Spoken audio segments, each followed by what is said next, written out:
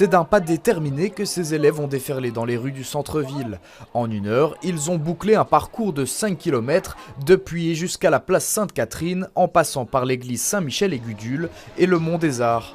Objectif, attirer l'attention sur la sécurité routière. On a choisi le Pentagone pour la première action, mais en fait ça concerne toute la région. Ce serait vraiment chouette que les trajets entre l'école, le club de sport, la maison deviennent sécurisés, agréables à vivre. Car devant leurs écoles, les élèves ne se sentent pas toujours en sécurité. Ce matin, c'était l'occasion pour eux de s'approprier l'espace public. On se sent libre en vrai parce que on n'a pas cette insécurité. Et cette insécurité, elle se manifeste comment d'habitude ?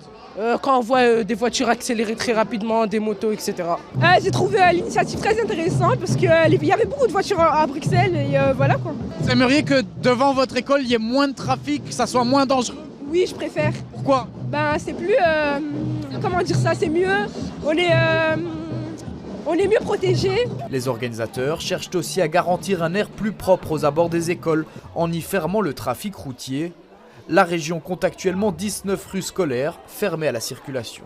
Sur toutes les rues d'école, seulement moins de 6% sont des rues scolaires. Donc effectivement, quand on met ça en lumière avec les résultats des campagnes de mesures de qualité de l'air citoyenne telles que Curiosonaire et les chercheurs d'air, on voit qu'effectivement c'est trop peu puisque on sait que les écoles sont vulnérables et sont exposées à une importante pollution de l'air.